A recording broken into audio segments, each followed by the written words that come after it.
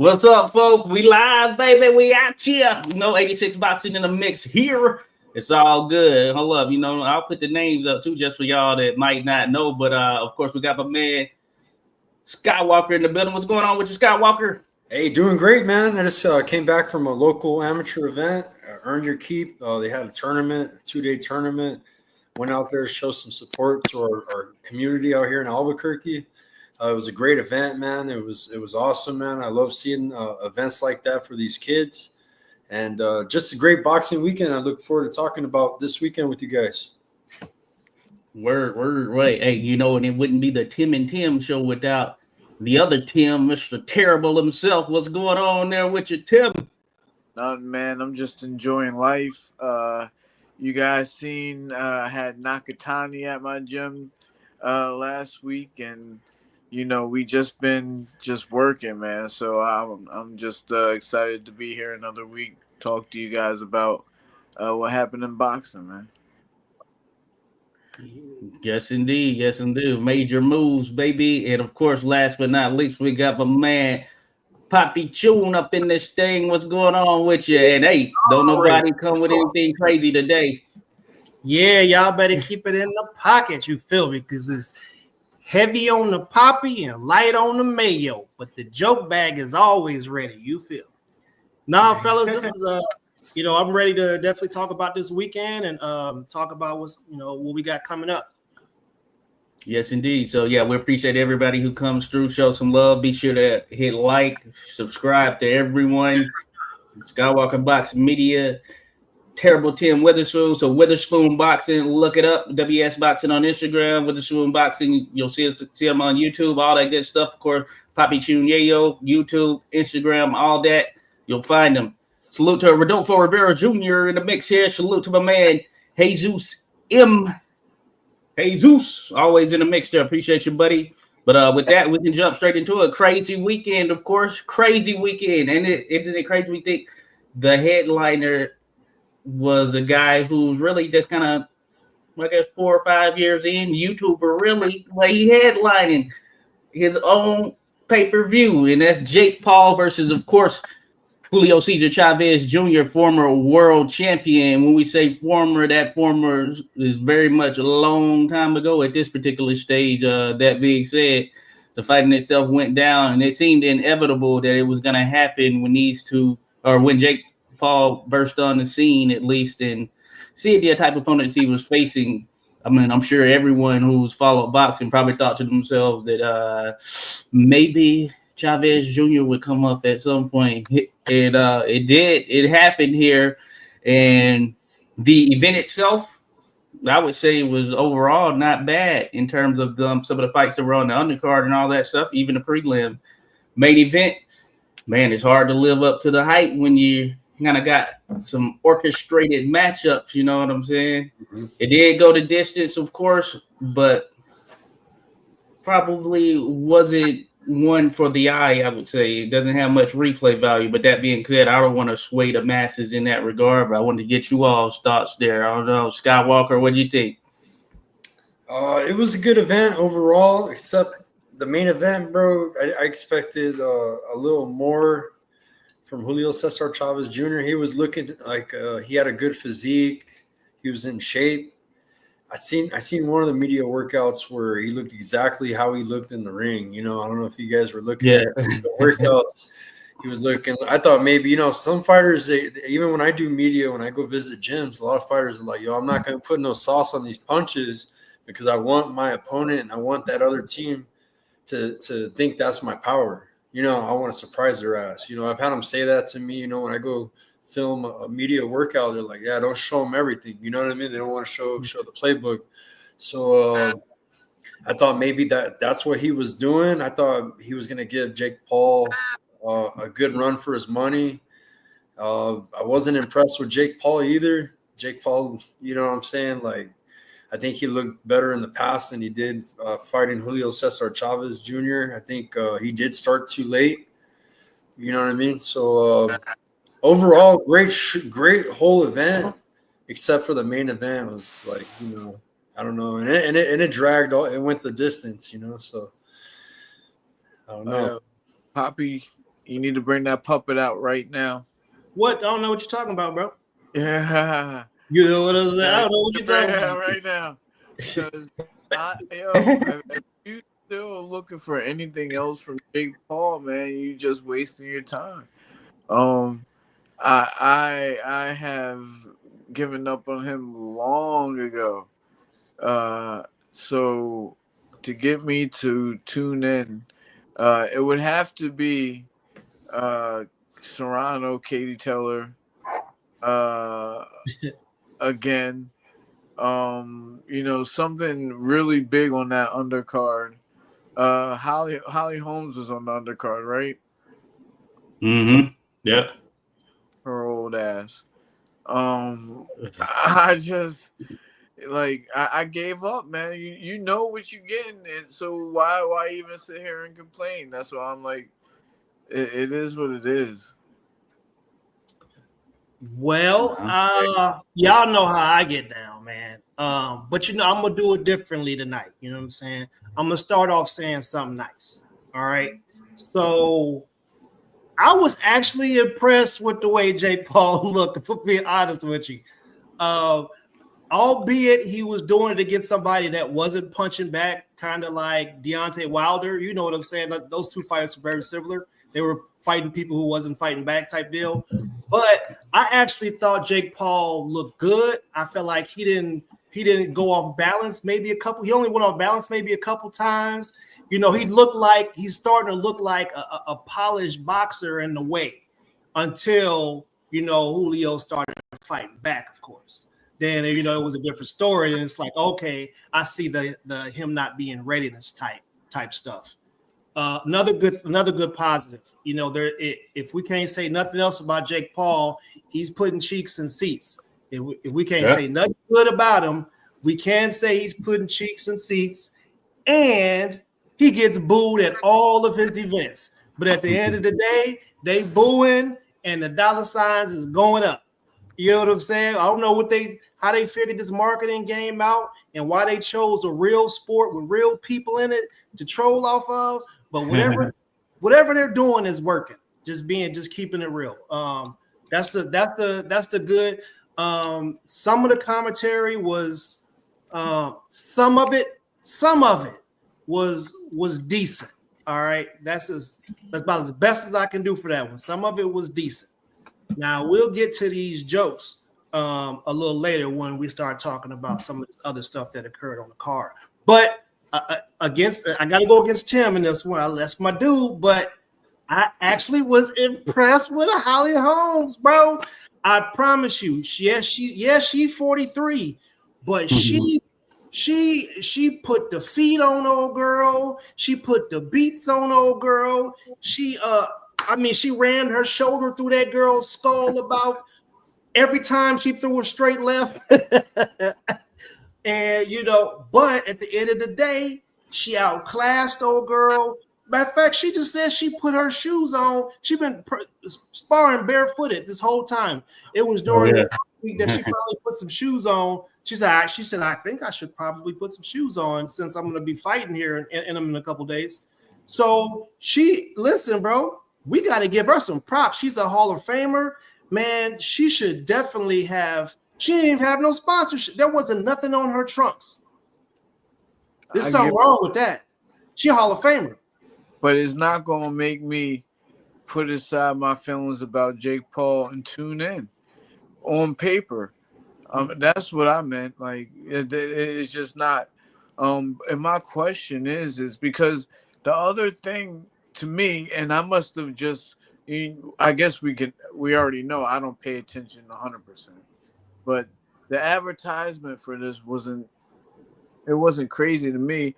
I didn't hear even any storylines. Like, how did they sell the fight with Julio Cesar Chavez? Did they pin Jake against a Mexican demographic, or it was just a mutual opponent in Anderson Silva? Nah, bro, it's copy and paste, bro. You can plug any person into that position, and the cheeks is going to be in the seats. People love what the Pauls do. They love it, man. I mean, they love the trolling. And at the end of the day, he's a villain. He's a villain that's winning, bro. And Yeah. it's something about that people are attracted to. Yeah, I'll say it's interesting. Shout out to Balls and Buds podcast, Ball and Buds. Appreciate you. Salute that to you. We did a little preview show with them. Hey, we're gonna link up with them again here in July as we're coming up on July, which is right around the corner there. I think July 9th, maybe. We're supposed to link up somewhere around there. So stay tuned. Shout out Omar Clubber D. But interesting, I take both points that were made there, and it makes me wonder: is it more so? Is it Jake Paul or is it some of the other undercard fights that are happening as well? Let me give you an example.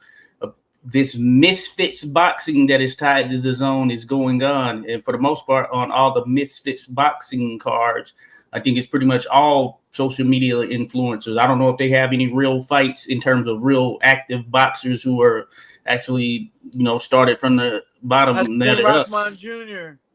Yeah. Oh, yeah. I guess he is a part. So, but they do pay-per-views each time, and they're on they're in the teens. I know that Misfits 13 or 14 or something like that. Now I'm wondering. I don't ever look at any of those. But that being said, I do look at the Jake Paul cards, and I usually like the undercards or at least one or two fights that are associated with it. If you think he had all of these YouTube sort of misfit style fights on there, if it would be the same, or you think it's because of some of that real boxing? I want to get your thoughts on that. Well, I think that it might work once or twice, but nah, I don't think that it works that much unless I don't know. There's a audience for everybody, I guess, too. Street Beefs gets a lot of views. So that I think that's something that would be in the air. For me, I'm really the way that it's looking right now, I'm not buying and I'm not gonna snitch on y'all because I know y'all don't buy them either. But I'm just I can't confirm or deny any allegations. I don't know nothing about nothing. Hey, people are putting in that work. People are snatching them up, purchasing those pay-per-views. So you got a market out there without a doubt. So I thank those people. I thank y'all from the bottom of my heart.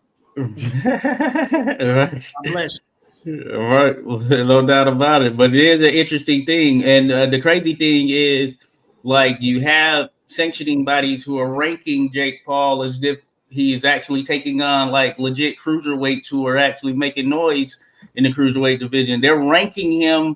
I think on the Ball and Bud show we did last week, someone mentioned he was 80th in the WBA or something like that.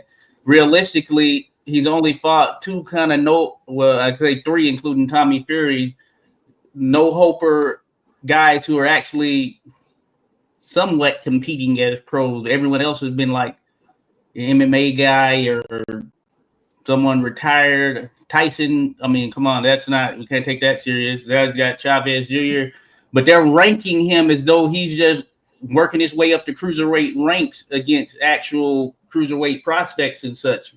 What do you think about that? Because he always throws out world title. I brought this up on the last podcast. He throws out, I want to be world champion.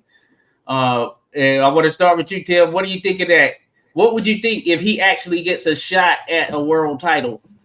I don't think that he will. I think that he's on there because of money, and that's what these sanctioning bodies are about anyway, leaving Jake Paul out of it. These fighters pay sanctioning fees for these titles. They have to do political things to get on the list to start with. So this is no different. Why would the WBA care if he's 80th or not? His name being on there helps them out. They know that he's probably never going to make it. Jake Paul's happy that he gets some kind of notoriety, I guess, and one hand washes the other. No harm, no foul. Jake Paul will never fight somebody serious, and if he does, then that ranking will last. Let's just put it that way. We know that you guys probably see somebody at the amateur show that you just went to tonight, Oh yeah. and that would have mopped him, you know. So I think that it's just who cares that he's 80th? They don't even care, you know. Man, let me say this. Somebody needs to put belt to ass. All right, belt to ass, right? How in the hell? I mean, during the whole show, they were making it. They was building this story talking about how Jake Paul's is about to be ranked and how he's about to be getting ready to fight for a world title, and you know what I'm saying? How did we get here? We got here by people trying to pretend like Jake Paul is a real professional fighter. You have to go and fight. You got to fight to work your way up through them ranks. You got to fight legitimate fighters. It can't be a mixed MMA guy and we just say, oh, okay, this is a professional boxing fight. You can't, they can't be sanctioning that stuff, bro. So because they have sanctioned that, and because Jake Paul was able to get away with saying he had a real fight against Mike Tyson, like this narrative just built up in a perfect way for them to do that. They on their way in, bro. They making a mockery out of the sport. They're not fighting real competition, and they're getting credit for being professional fighters. The way that you just explained that made it seem almost illegal to me. It should be. Right. So listen, Tim. I promise you, when they was announcing Julio, the Chavez's dude, when they were saying his name during the thing, and they was talking about it, all his accolades. You know what I pictured? Here's a 3-time drug cheat. Yeah, he cheated 3 times, took steroids, and he's still back in action. Look at that. Oh my God, he was on the booger sugar and everything. You know what I'm saying? Instead, they made him sound like a hero. They giving the bad guy the accolades, like you just brushing right over that. Like, don't y'all mention that David Benavidez got caught for the booger sugar and his brother too, and you know what I'm saying? So why is it that if you want to use that energy and talk about somebody's criminal past and the things that they've done to affect boxing in a bad way, why are you paying them? Them the wrong people to be paying. Right. Those are the wrong people to be getting money. Now, do you think that some people look at Jake Paul like he is like the one to save boxing, or and I'm not talking about us, the purists, but there's that new people that he brought in that look at him like he is boxing. We can't hate on him. We can't hate on him. This is what they know. Yeah. No, I think people look at him like that. If you're like a casual fan or whatever, you're not gonna really know Chavez Jr. like that, and you're gonna see, former world champion, like, okay, yeah, he is really going in there and he's actually beating up boxers. That's what some might think, I believe, but it all depends. Is one of the things. So there is some good with him being involved in the sport, of course, as we've seen with the MVP promotion. They actually put on legit cards, like most valuable prospects cards. Those are legit. They're 50-50 fights because they've had some prospects that are signed to MVP that have lost. They're like 50-50 fights they put on, and as mentioned, the undercards and all of that stuff. And I guess it's hard to say from the perspective of he brings in the casual fan, those that typically probably wouldn't watch a boxing match. What that translates to is grand scheme in terms of, are they tuning into other boxing matches thinking, you know what? I did see Jake Paul on this card. Let me see. I see that I'll just use Brian Norman Jr. versus Devin Haney is coming up. Let me tune into that right there. Does that translate? I don't know, so he's in a very interesting place there because he generates for the events that he does. And there are these big spectacles and they get that mainstream media coverage, those who could care less about a Norman Haney fight in the same way, and they're not going to report on it in that same way. So he's able to pull those type of headlines. ESPN's putting it their front page, you know, and is it sustainable? He seems to have this little thing where he can put them on. And of course, as I mentioned, he's tying in legitimate fights with it, you know, legitimate matchups. I think we all thought Schofield Farmer, very interesting, legitimate matchup in terms of what we thought heading into it. But all the same, he's the main event, and his matchups are certainly manufactured. Yeah. I've never heard you be so blunt about it.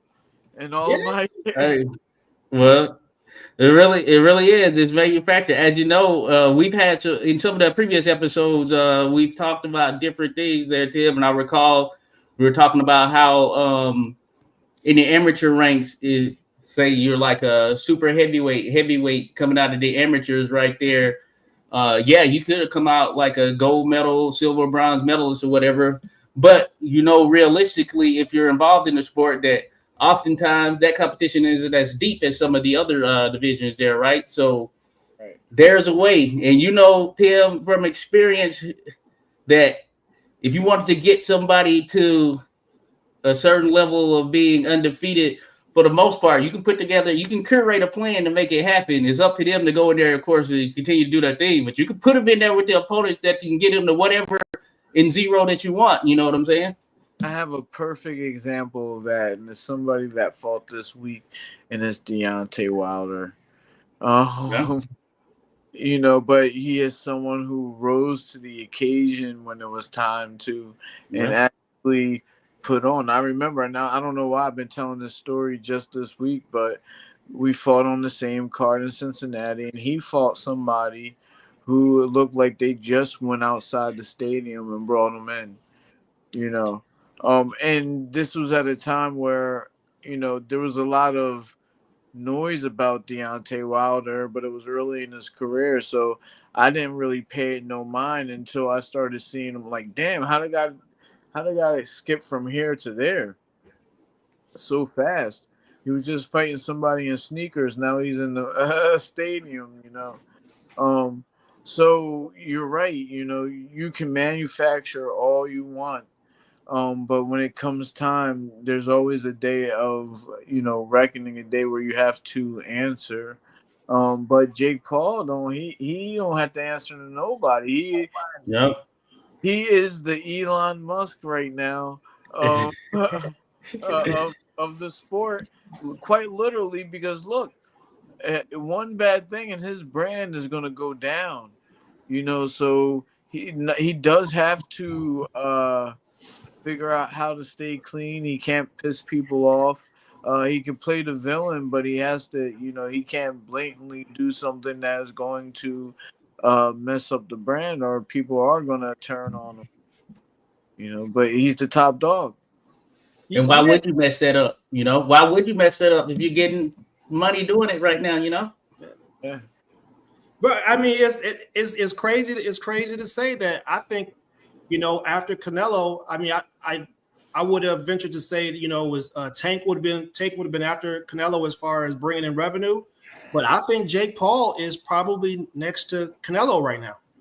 As far as he's going, it doesn't matter where he's go. It don't matter where he go. He's going to troll whoever it is, and people are going to really want to see him lose. And this schematic is something that somebody else used to use, and it works apparently.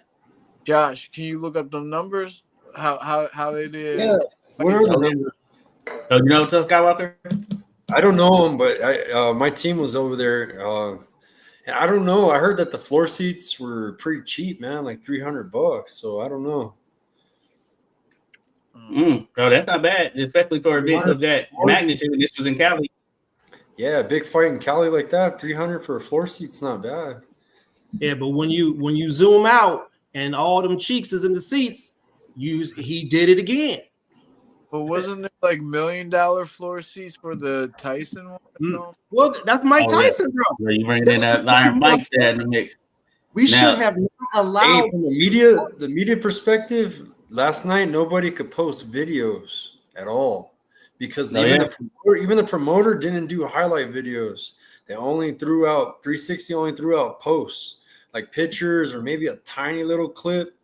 They didn't really do highlights, and I think they were trying to tag people with copyrights yesterday. So I chilled out. I didn't do any kind of video highlights just to be on the safe side with the channel. And well, thanks hey, to Jose helped me out, man. He told me, hey, take a notice of the promoters and DAZN and everybody. They're not shit. You know what I mean? They can only share pictures. Well, I don't think. So it's interesting. And I get to it. So what Champ Ross pointed out, but I just saw Tech Radar. They noted that it's expected to, I guess, sell a little over 250,000, which is good relative to, you know, a legitimate world champion boxer. Hey, they could do that. You know what I'm saying? Or that would be good for a legitimate one who's coming up doing their thing. You know what I'm saying? Or for Julio Cesar Chavez Jr. fight. But you could look at the that Schofield fight was good. Man, I don't know if the Mexican fans buy into Julio like that anymore, you know? Right. Well, I was surprised they didn't start throwing bottles in the ring after the first 3 rounds. Right. They battled with throwing punches. They said the majority of his punches came in the last 2 rounds. Prior to that, I know Paulo Malignaggi did a video. He said he threw 13 punches. I don't know. I think it was more than that, but the majority of them I know came in that last 2 rounds for sure. So, Edwards is cold, man. Oh, that knockout was sick from Edwards. Man, bro, that card was. I'm just. The card was. Got to keep it real. The card was fire. The fights were great. The prelims were like a main disrespectful to Tevin Farmer and Schofield. Like, how was that the opening fight? Like that's what I'm saying. Scrappy was the first fight of the prelims. Yeah. Scrappy. Well, the main card, that was the first one of the main card. That's what I'm saying. Like Holly was the end of the prelims. Yeah, Holly was the main event of the prelim portion. And then the main card that was under the pay-per-view started out with Farmer and Schofield. And like I was saying, like if you take the Jake Paul versus Chavez off, this is a card we tune into. Like, oh, this is pretty solid right here. Some pretty interesting matchups right here. You know what I'm saying? So I'm wondering. So I know boxing fans are gonna watch the real boxing. You know what I'm saying? So I wonder how he would do if you took that away. And he's worked himself well with bringing in. He signed pretty much all of the good portion of the top females out there. So of course, naturally, yeah, we're gonna check out their matchups and things of that nature. And of course, he's gonna benefit from the legitimate boxing as well. So that's what makes it interesting. How does he do if he doesn't have this undercard, you know? But is him being on the card overshadowing the undercard? Oh, 100%. So, you know, you have this Jake Paul overshadowed Julio Cesar Chavez Jr. I didn't even know he was fighting until like 2-3 weeks ago. You know, I don't K Taylor Manny Serrano fights. I don't know if he with this formula can actually reach everyone because he has to sell tickets to his base. And his base is not us. Yeah, no, that's a good point. And hey, I wanted to mention what Champ Ross brought up. He says Paul is smart to team up with Golden Boy to promote the event, so they put on their fighters also strict to the card. So I noticed that in the midst of it, yeah, pretty much all of the undercard fights or all of the fights outside of the main event were Golden Boy. You know, so they're like legit promotion there, and we had Oscar there and all that stuff. So. Yeah, I wasn't thinking into it at first, but as it was going on and seeing Oscar there, like, damn, you know what? It's pretty much a Golden Boy card with Jake Paul versus Chavez Jr. as the headliner, you know, but it's pretty much a Golden Boy card. So legitimate boxing promoter, you know what I'm saying? And Jake Paul, legitimate boxing promoter, I guess, at this point as well. But if he keeps teaming up with these cards, then relative to whether or not he actually fights anyone real, he's got the type of undercards that I think will attract people. Now, is he doing cards where he's not on them? Apparently, this next Katie Taylor Amanda Serrano fight is going to be the one with him not on it. But the interesting thing is, of course, it's on Netflix. And, you know, with Netflix, they have a built-in really high base, of course. And of course, even if you're not with Netflix, you can like do a trial subscription or say pay for a month, and that's going to be less than what you would pay if you were doing a regular boxing pay-per-view. You know what I'm saying? So I think that $7.99. I think maybe the lowest Netflix package is like maybe let's say it's $10 or $10 or under right there. You take that, you know, you take that for what you're gonna get relative to the entire card with Serrano and Yeah, but Taylor. you're still gonna have to pay the pay-per-view, right? I don't know. I don't know. Last time it wasn't a pay-per-view. It was just simply if you have a Netflix account, you just go in there and watch it. Huh.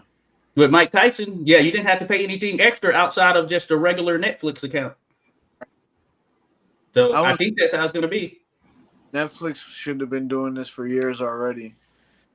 But I was thinking more on, you know, the Showtime, HBO After Dark type of,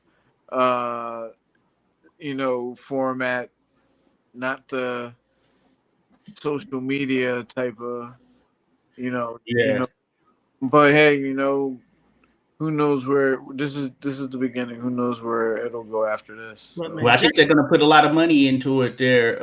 And you can share your thoughts, right? Sorry, but yeah, I think they're putting a lot of money into it because they've already conquered sort of the movie television show market. They have one of the largest user bases for any type of video platform or entertainment platform that you can speak of. So now they're tapping into that live stream market, and by the fact that they were able to get an NFL game shows you they have the bread to be able to make some stuff happen.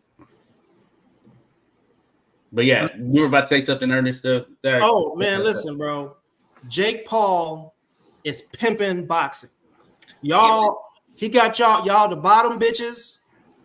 Y'all are running the numbers up. He got his numbers. Like none of you guys are worth more than the dude. So if let's say he does get on the actually real, I mean, he's been on actually real boxing cards with real boxers, but let's say that his fight was with somebody that was actually real, right? You can't. He got to be the main event because he's making all the bread.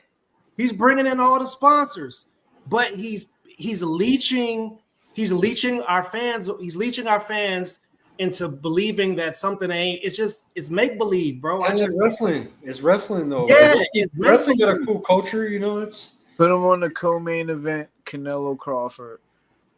Yep, that's the only fight that he'd be that he couldn't be the main event. Yeah, I mean he would have an argument against WWE. Hey, Tank, listen, I'm coming out last. You come out first. I ain't trying to get nothing else. Right. You see what I'm saying? Because he getting the bread. You notice they mentioned Tank's name. They mentioned Tank's name. It's like the absurdity of this, bro. You 200 pounds fighting at $135. Why are you? Why it's cloud chasing? I told my son that. My son asked me that because my son's, you know, he's young. He's 12 years old. He's like, man, Dad, who do you think's gonna win? Tank? Tank or Jake Paul? I said, man, don't listen to his ass. I said he's way bigger than Tank. What the hell? That's a veteran that does not need to happen right there. He brought it up yesterday. He's right. Hey, Poppy, and it worked, bro. That shit got them. My kids were tuned in to Jake Paul. They don't really care about any other big fight, right? Oh, it's Jake Paul. You know, he's got a fan base, bro. I'm telling you. It ain't for me. It ain't for me. You know, it's my kids are you what know. I want to know is, though, how's he have? What? I guess I got to follow him and see what he's doing day to day. What is this guy doing besides boxing that's making this so big? He's that's the question. You know, yeah. I don't know. Yeah, I don't follow his stuff like you, Tim. I don't follow his stuff, so. I know him as a YouTuber with a solid size following. And it's so crazy right there because there are people who are like, we know for a fact that don't watch anything boxing, but they know about Jake Paul. But does that make them a boxing fan because they watch Jake Paul fight? You know what I'm saying? In that sense, you know, they probably won't watch any other card. So what it translates to ultimately is still a big question for me. You know, I don't know. You know, other than the clicks, the headlines, and all that stuff. Don't lie, Skywalker. You be watching. My kids know all about him. I don't know that much. Shout out Marlon Bud. Oh, we lost Ernest there for a second. I was going to ask you, Skywalker, because I did have a little conversation at the amateur event. I was at an amateur event today as well, and we had a little conversation. Me and a couple others. Shout out Light Skin Lou, Rashid from DC Legends. Yeah, we talked about that fight. Was anybody talking about Jake Paul Chavez at the amateur event you were at, Skywalker? Yeah, they were. Yeah. So he gets real boxing people talking about it. You know? Yeah, we did. I talked to shout out to Joe Blake and Amber Brown. They were there. We were talking about that fight. And like I said, what I like about the Jake Paul card is that he's bringing the real boxing fans into it because the whole card is good. You know, like you got Iriarte, you got like good boxers on this undercard. I don't know if you guys seen Team Canelo fighter Alex Goeche. He's pretty badass. Big puncher. Man, they had a lot of good talent on the card, man. So I mean, it's kind of cool to get that mix. You know what I mean? I mean, even though the main event, you know, didn't live up to what it was supposed to be. Yeah, no, you're right. Only threw like 2 punches the first 2 rounds, man. It was like 2 or 3 punches, not even that many punches. I know, and they kept showing Julio Cesar Chavez Sr. Like, but come on, shaking his head. I seen that during the Daniel Jacobs fight when they started throwing stuff at Junior back in the day. Yeah, I thought that was gonna happen again, man. It's like, but you know what, Skywalker? Maybe the difference was there was not as many real boxing fans there because this is Jake Paul. If you're there between him and Jacobs, I believe it likely would have been more people. I want to give you the Mexican perspective, though. You know, Julio Cesar Chavez Sr. is a GOAT. He's like he's like Muhammad Ali.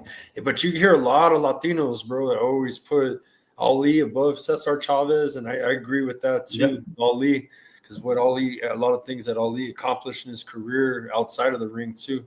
But you know what I mean? As a Mexican, bro, they even talk shit. There's like there's like a divide between Canelo fans and Julio Cesar Chavez fans. Just because you're talking about GOAT status, you know. Mm-hmm. So I don't know. We hold him high, man. You know. He's boxing royalty. We like to see his family succeed. Like I wanted Junior to win. I wanted him to make Senior proud, you know. And someone's knocking on my door. I'll be right back. Okay. But yeah, no, it's all good. Shout out Clubber D says it's like a guilty pleasure. Jake Paul makes up for his circus fight by showcasing real boxing on the undercard. Yeah. He pimping him. But I still think that you have to be a real boxer to notice that he has real boxing on his cards. Shout out to Norris Loxley says Jake needs to fight a real pro boxer. He will find out real fast. But hey, if he fights, so my thing is, my view is that if he fights real boxers, he's gonna lose, and then it's gonna be hard to sell this Jake Paul phenomena. You know what I'm saying? What's a real boxer though, right? So me and Tim, I know me and Tim get into. We've had conversations about this. Y'all call them journeymen.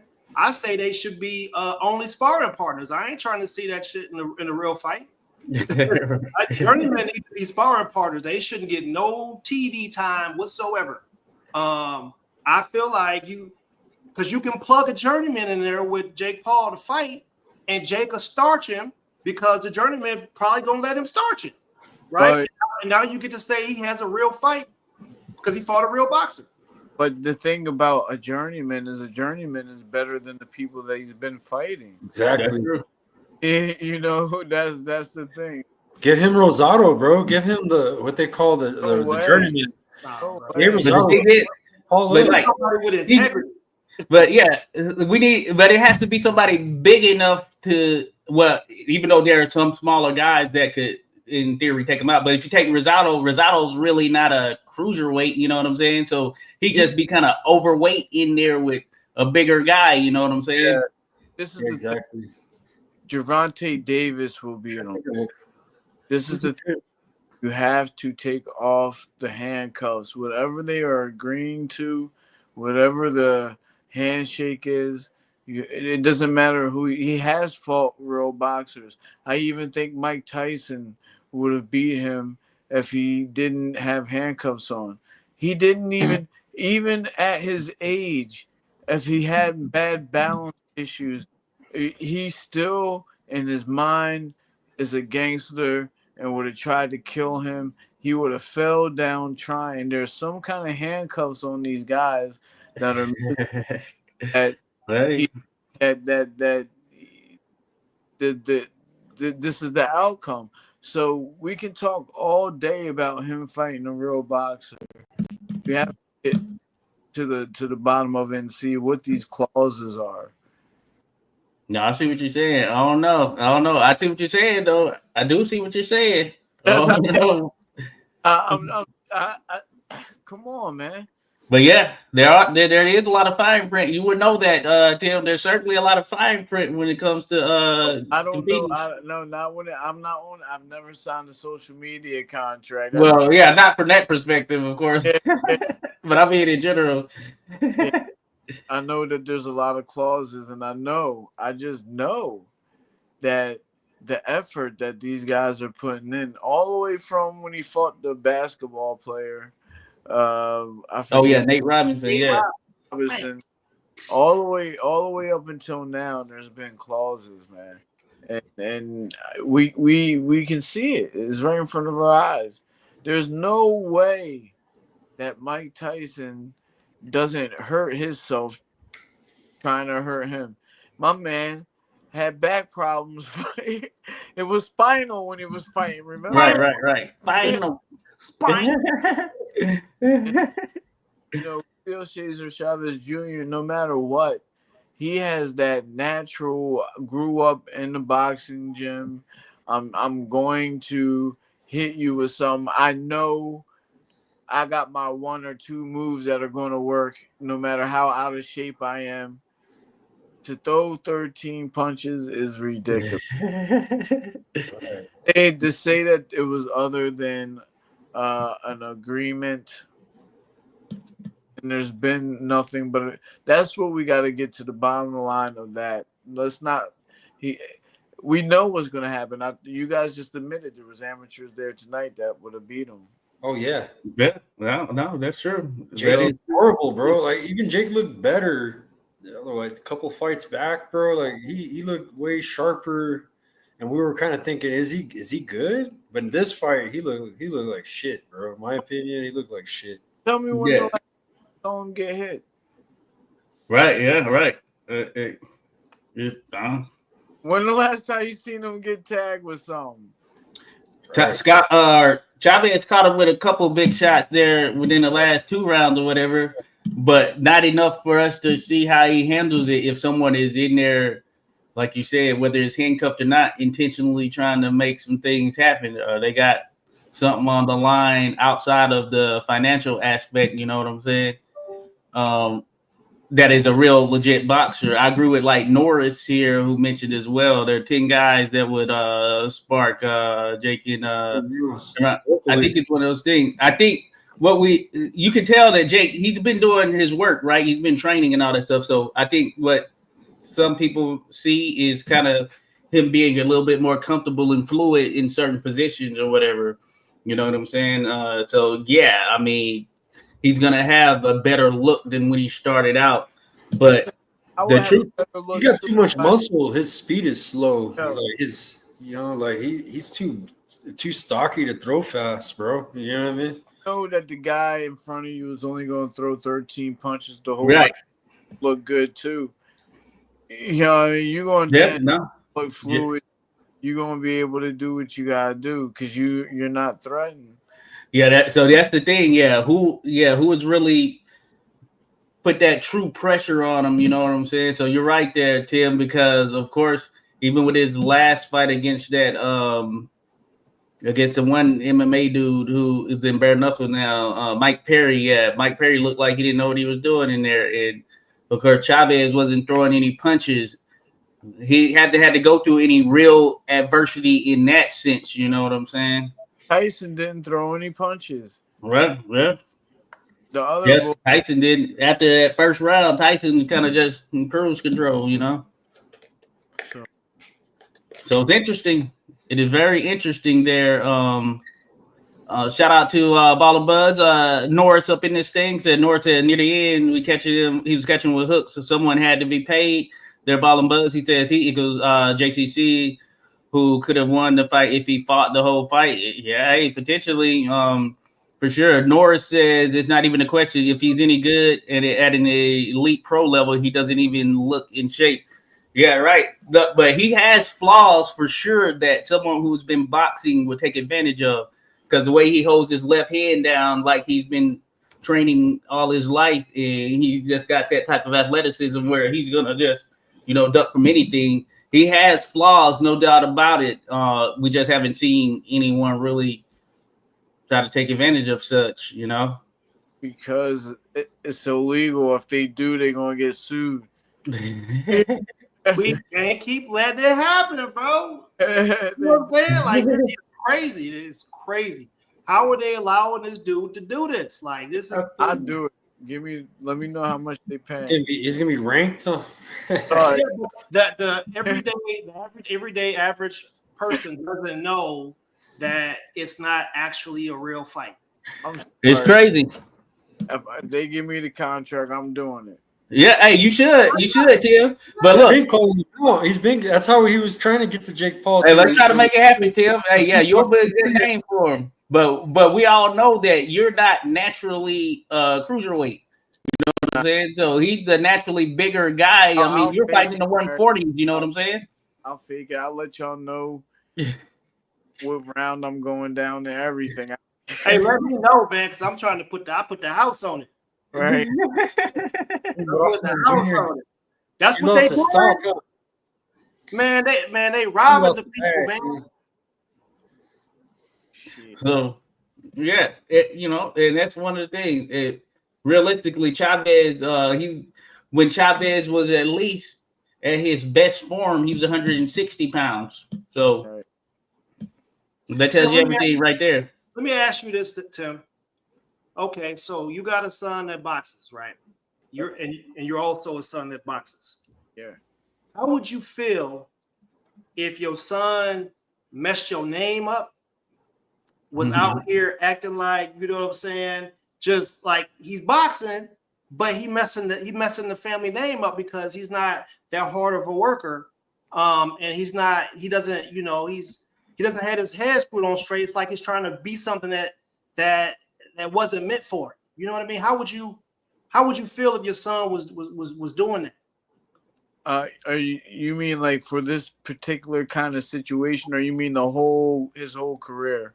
I mean, if you can slice it how you want. It's good. The answer should be the same either way. Well, so for me, it's embarrassing for me.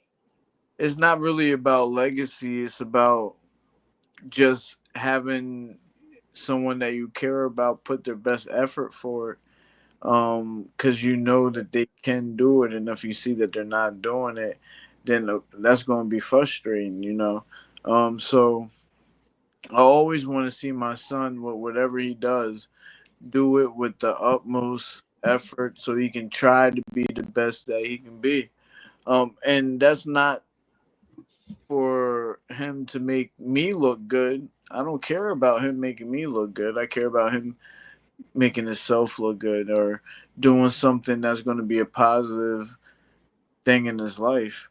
Of course, you don't want your son to go into war unprepared like we've seen Chavez doing. I'm going to try my best, but sometimes you got to let your child learn these lessons on their own.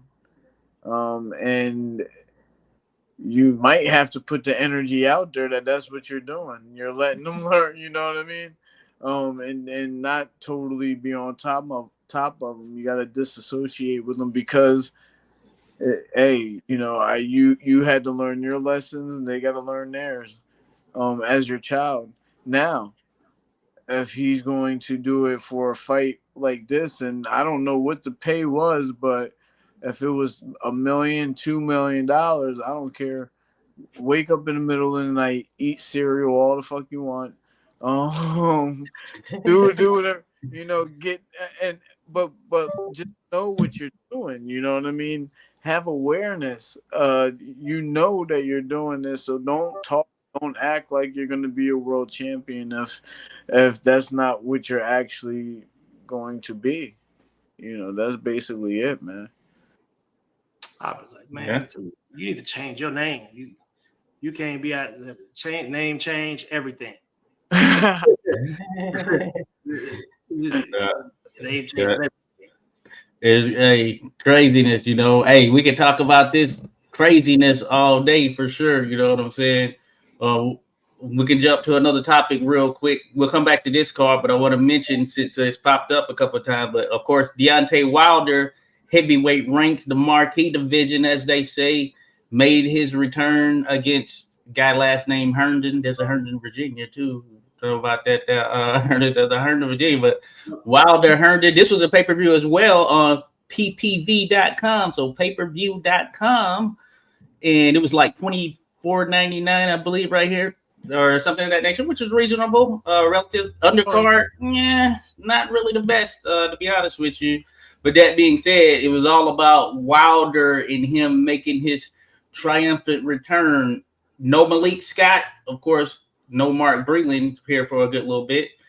A new trainer. I don't even recall the name of the new trainer. But that being said, Wilder did get the stoppage victory. I want to get you all thoughts, and I'll just say real quick, of course, the trainer, there's not a lot the trainer is going to do for Deontay Wilder at this stage. That being said, he did what he had to do in beating Herndon. But what does this mean? What did you all think of his performance, his overall look there, just from a general standpoint? Let's start with you, Ernest. What did you think? I'm one of the people who honestly think that I don't want to see Wilder box anymore because I feel like he's taken a lot of damage. And I don't, I feel like he never really got the respect that he deserved while he was in his prime. And, we just didn't give him his flowers while it was happening. It was always some BS. And, at this point, it just seems like, his punch resistance isn't like it used to be. And you just see glimpses of, him, you just see glimpses of what we used to know as the Bronze Bomber. But if I got to, a big critique of the fight, I actually thought that Wilder looked kind of good the way he was shooting the jab. He was being responsible. He looked like he was balanced. But it just seems like, he was just missing that one thing. And then, besides that, I am in shock. Wichita, Kansas? Oh, yeah. Bro, Wichita, Kansas got to have Deontay Wilder, one of the best heavyweights of all time, just based off of, his record. Because at the end of the day, when we get 50 years down the line, people are just going to go back and look at the record. So, I can't believe that he was there fighting. He gave us a spectacular entrance like he usually does. All that stuff felt the same. It's just, the spark that I've known to have, whether they was cab drivers or not. That just wasn't what I saw. Yeah. Hey, and with Joshua versus Wilder, it's just money. Well, yeah, people been calling for that, Joshua versus Wilder. Whether it happens, of course, we'll see. Wichita, Kansas, yeah, they were out. It seemed like a decent crowd there. In Wichita, as a matter of fact, I think that's where the first BKFC show is. That's where they're started out of. They're based out of Wichita, I believe. And the co-main event was Nico Hernandez, who was an Olympian who boxed, and he's done one for sure, bare knuckle FC shows. So hey, they are, I guess, in the fighting there in Kansas. But I was surprised with Kansas as well. But that being said, he's back in there. Skywalker, what did you think there of seeing Wilder, who he got the job done, of course? But Herndon, that's based on how Herndon was operating in there. Wilder, I feel like, had this been 5 years ago, Wilder would have sparked him in maybe a round or two. 1 round. Yeah, I was thinking the first old Wilder would come back and we would see an early stoppage. It kind of took him a little while. He wore some leggings this time, right? So they couldn't talk about his legs, He right? did. Shout out to the Bronze Bomber, man. I've always been a fan of Deontay Wilder. Enjoyed his fights, man, his power. But, we got, this is the end of him, It's cool he won this fight, you know what I'm saying? But for him to fight someone at a high level again, I don't want to see it. I think he's already proved enough, respect to Wilder. Yeah. Yeah, he's done his thing. Hey, Tim, before you go, Tim, I want to get like real perspective, fighter's perspective. Tim, how hard is it hanging them up? You know what I'm saying? For me, it was just like I just knew time. What helped me was making a lot of money per hour. That's what helped me say that it was time to hang it up. You see, there are a lot of fighters. You especially if you're the heavyweight champion of the world, you're used to people praising you. Now, mind you, especially he's the only heavyweight champion in his whole state. So like the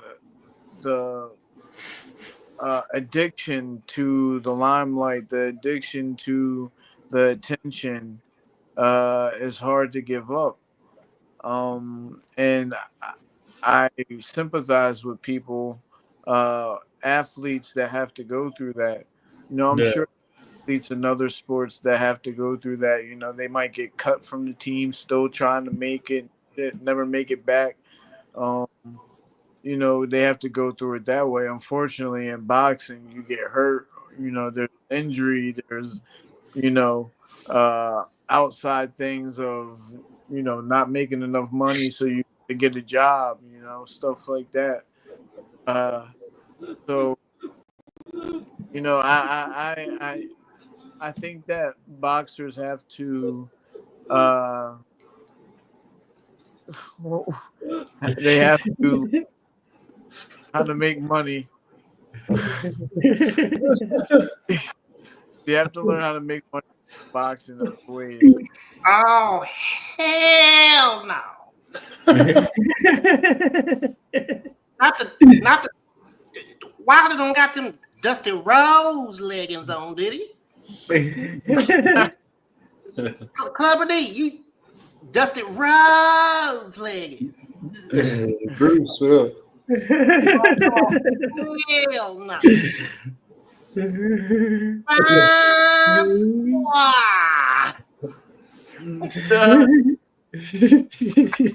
Here, main screen him. Yeah, there you go. We got a guest in the house. Oh shit! Let him cook. Oh, he cooking, cuz. Bob squat.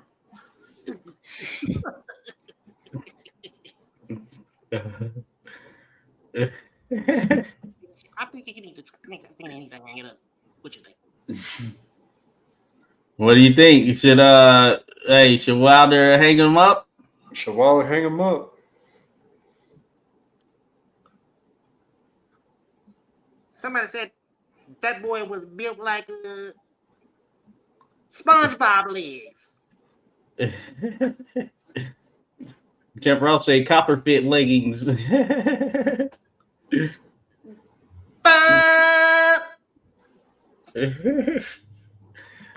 hey, it was a trip. It's an absolute trip, man. Hey, shout out Bruce Gas, Boxing Jazz dropped in here. What's going on? We got a special guest in the mix here with Poppy Chum Yayo. What's happening, Bruce? What's your name there, buddy? I'm talking to you, Bruce. What's happening, Bruce? We appreciate you dropping in. Damn, cuz you don't want to talk to little Pop Chum? Little Pop Chum? Come on, cuz. Lil Pop June, that's what you are. Hey, we appreciate you gracing us with your presence. You know what I'm saying? Yeah, you know, I just had to say something, man, because y'all was up there talking about the boy legs, was all bony and stuff like that. You know what I'm talking about? So I just had to go in and say Them something. chicken legs. Hey, Deontay Wilder is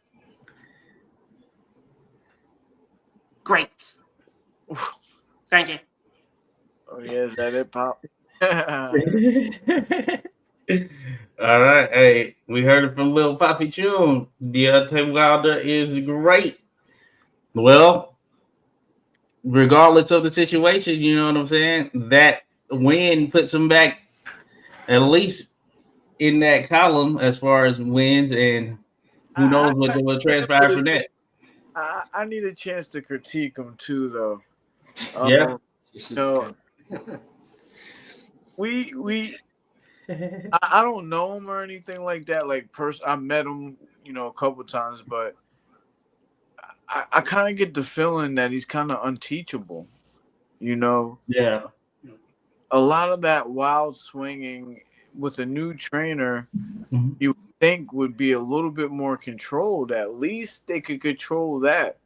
But the trainer just naturally giving them some pointers and things. We've all seen it, but how is even that if he's not in shape or whatever, you would think that would translate a little bit more. You would see a little less of that sloppiness, Yeah.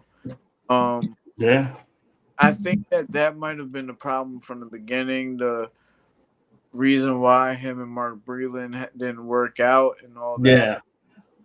And if you add the unteachable with what we just talked about, the addiction to the fame, the ego, that is not a good recipe for success. And I don't want to see him fight anymore. I really don't think that he needs to be in the ring. Yeah.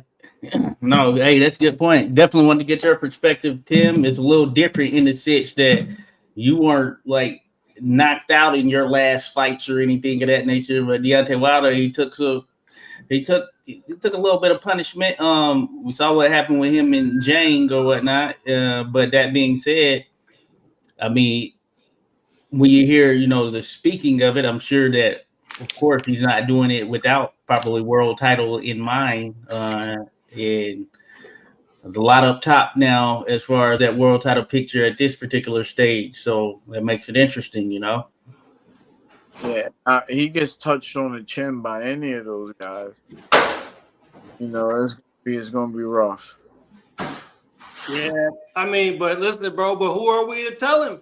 You know what I'm But saying? you know what, though? I give him a chance of touching AJ's chin. Right. Yeah, no, you're right there. I think from a chin perspective, both of them are probably in a closer stage right now. But that being said, AJ's chin has been vulnerable a little bit longer. From at least as far as what we've actually seen, That's how we got introduced to AJ, was by him getting chinned, and Klitschko's sat him down, and he got it. That's his claim to fame. The same thing that what they say, the same thing make you laugh, make you cry. He got sat down, he got up and took it from Klitschko. Andy Ruiz got sat down, he got up and took he took a Snickers from him. Yeah, it's it is one of those interesting things there.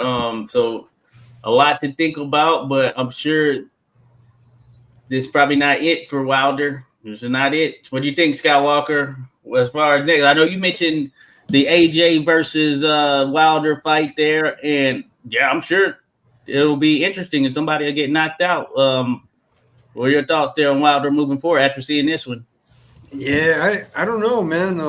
I don't know. I know that's a fight that the fans really wanted. AJ's got a big fan base, and it's a fight that we never got. When they were in their prime, that's a fight that everybody wanted. But I don't know if everybody wants it now, bro. To be honest, I think a lot of people have lost interest with that. We've seen the decline. AJ, he's faced some tough opponents, and he's not looking too good lately. You know what I mean? But I think if they were gonna do it, they got to do it quick, bro. Because I think if it happens in 2026, I don't think that'll be ideal, bro. I don't think they'll do the numbers that they're supposed. You know what I mean? I don't think a lot of people will lose interest, especially here in the United States. No, bro. London, O2 Arena. Yeah, There's a waiting list right now for anything that's happening. It don't matter. You could have midget wrestling going on at the O2 Arena. They're selling out. You're right. 70,000 minimum. They're selling out. Okay, but I'm talking about like in the States, we'll lose interest here in the States. You know what I'm saying? Like we've already been losing interest in it now. So. Yeah, it's interesting, Yeah, everything's. Y'all want to know why everything seems a little corny, right? It's because British people are running this shit, bro. And them motherfuckers is mad corny. I'm just telling you, all this shit, all the way down to the Sweet Caroline song, that shit is mad corny. Oh, I like Sweet Caroline.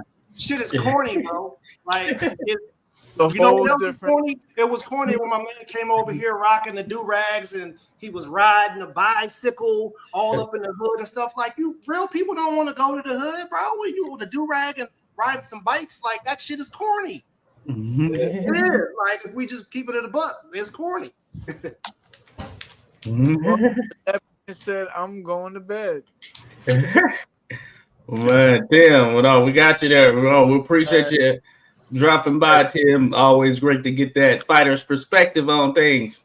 For sure. I appreciate it. I'll see you guys next week. All right. All right. Terrible Tim, folks. Yeah, you still there, Tim? You still there, Tim? Somebody said it's a bottle of warm milk waiting. Warm milk.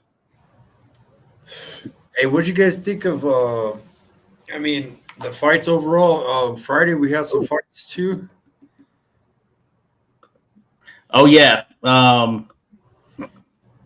Overall, yeah. Yeah. Let's go back to that card real quick. Yeah, we go back. We still got to talk about Vince too.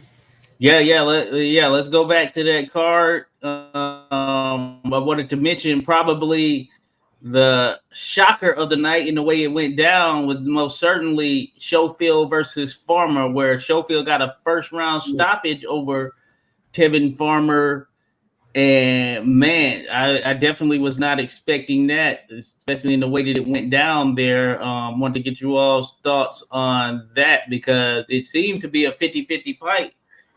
Paper, you had the young wild lion against the wily veteran who was gonna put those finesse moves on him because Farmer, he shows he can finesse his way through some things. But that being said, he didn't even get an opportunity this time around. What are your thoughts there? Let me turn this TV out. Walk in the living room and turn this TV out. That's it. Number walked in his house and turned his TV off.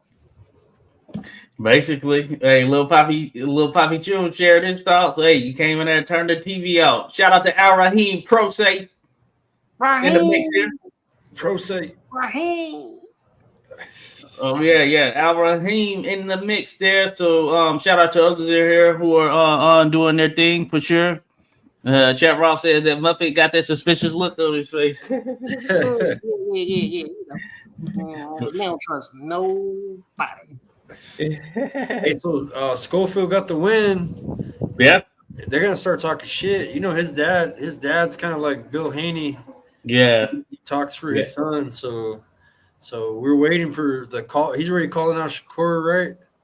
Well, it was brought up, of course. I think he's it was sort of a redemption for him, I guess, in some sense, because a lot of people didn't like the way it went down with the last contest in which he was supposed to face Shakir, and he pulled out of the fight there. Yeah, like a day or two. Well, I don't know, a few days before the fight was actually going to happen, and maybe he's because he was crying after the fight. He was emotional, but that's because he was trying to say that, hey, maybe that was legit, you know, and stuff happens in the sport, but now it's like he redeemed himself.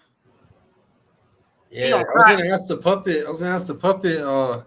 Who do you got in the fight? Tank or Schofield? That's a good one right there. Tank versus Schofield. Mm-hmm. That Schofield boy, he is fresh meat. You know what I mean? He fresh meat. I mean, you can't just walk into everybody's house and turn TV off. Sometimes your TV get turned off. Yeah. I think he turns his TV off. Interesting. Hey, that's a good one. That's a very interesting matchup too. One that I don't think has really been thrown out there like that. But 135. I mean, you got Schofield there, you got Tank there, you got Shakur there, you got Keyshawn Davis there. Who Schofield and Keyshawn Davis, they have some history where they were doing a little back and forth. That would be a good one itself, right there. Of course, we know Keyshawn. Hey, you got to get back on the ball, though, Right. He fucked the bag off. Yeah. He posted an apology this weekend, or at least I saw it maybe yesterday or something like that. He posted an apology for his situation in terms of missing weight for his hometown title fight and not being able to actually fight after people had paid 10,000 plus people, of course, that paid to come see him do his thing there. I guess it's only right, People around in Norfolk was like, I need my money back, motherfucker. That's a good point. My motherfucking money back, bro. That money will change some things for sure. Raheem said Kid Austin versus Andy Cruz. Pro say Al Rahim. Hey, you can jump in here, Al Ra. Kid Austin versus Andy Cruz. That'll be an interesting one right there. Very interesting. He need his respect though, because he wouldn't turn that boy TV off. Hey, so Tevin Farmer really never. I mean, it's been a while since he's been stopped, man. So Wow, bro, he won't stop. He was teleported. That boy eyes was all in the back of his head. fights and all that too. You would think that he could get past round one, but yeah.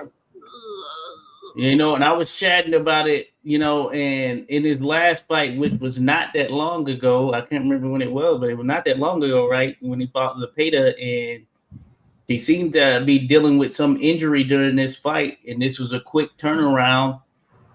Now, do you think that affected him? But by that same token, he got caught kind of cold there and stopped before he could really even do anything of note.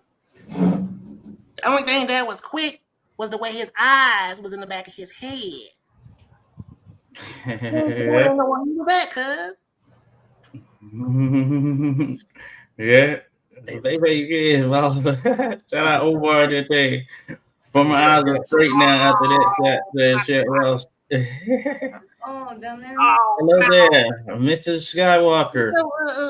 You're live. Smoking on them. You lied. Live and in the mix here. Appreciate you. I would Poppy Chin.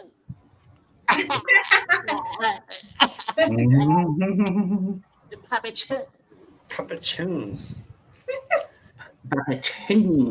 All right.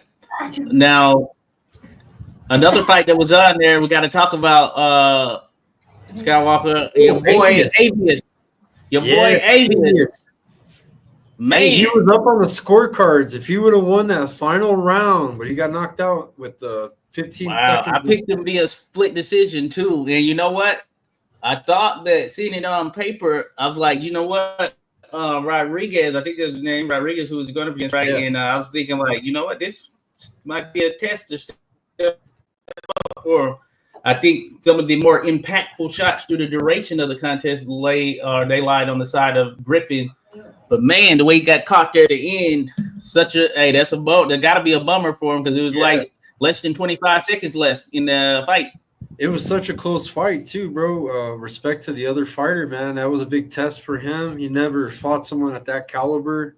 He was, I believe, 17-0, and his opponent had over 30, 40 fights, right? So. Yeah, and his only loss, the opponent Rodriguez, his only loss was Jose Sniper Pedraza. Pedraza, man, super slick and skilled. And his prime, yeah, Pedraza was a bad man too. Now, we're getting a lot of these fighters now. I don't know if you guys noticed, but man, they're milking the shit out of the veterans lately. This past month, we've had a lot of people pass their. I'm 42, so it's kind of cool seeing my peers still competing at that high elite level. But I know for a fact, bro, that a 20-year-old is way faster than me. You know what I'm saying? I done lost that shit because you once you get past 40, bro. If you're not staying super fit, you lose a lot of it, man. You lose a lot of that what you had when you were younger. You notice it. If you're an athlete, if you're in the military, running every day, that kind of you notice. As an older person, you're not as quick anymore. And shout out to the veterans still trying to stay tough and they're getting lucky, man. A lot of them are getting lucky, I believe, bro. I don't know.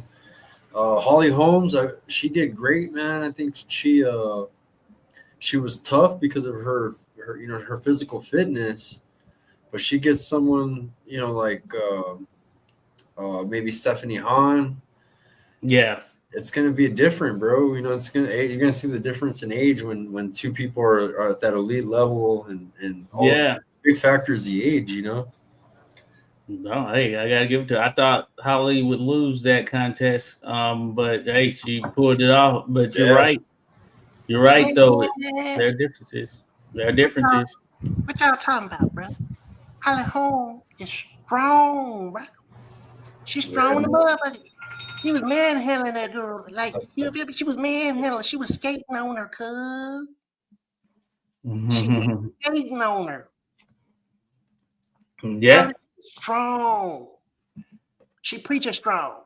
She got God on her side. God. Yeah. Hey, but what do you think she do? She did say, Holly said she wants to be in there with Amanda Serrano, or Katie Taylor, winner of that or something like that, at 43 with her first boxing match since like 2013 or something like that.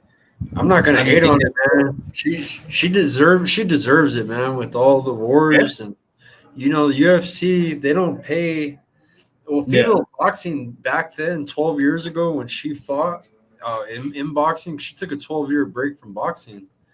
But there's a big difference from 12 years back to now what women are getting paid, right? Yeah, no, you're right. That's the reason she left for UFCs, because it was more money. But now you got Amanda Serrano, you got Stefan signed to most.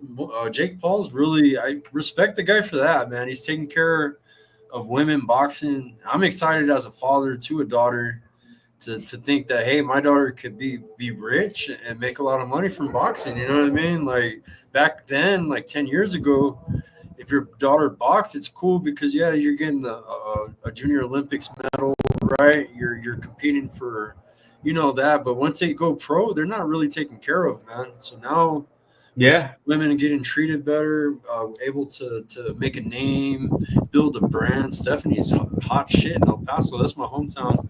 I live in Albuquerque. Holly Holmes, big shit out here in Albuquerque. Holly has a name, no doubt about it. There, especially Albuquerque, Yeah, in both the cities, that I'm out of, so. But you mean tell me? I want my daughter to be it's a Chacon legacy. Her uncle was a Hall of Famer. Now my daughter is a champ. So. Don't let Jake Paul pimp your daughter. No pimping. He pimping. Yeah.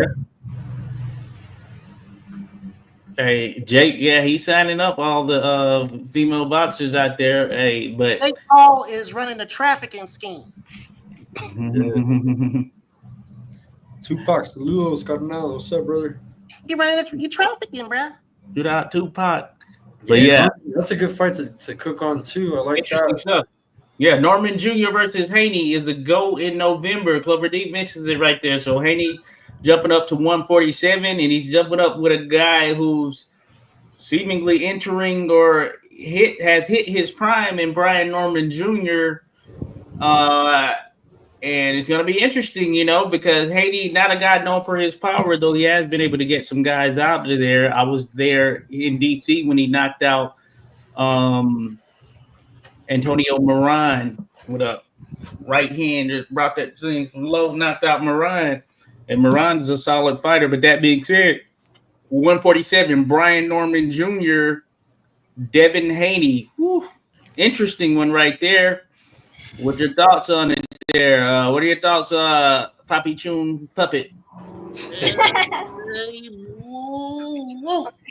That boy going to sleep. Who? Haney. Going to sleep. Devin Haney.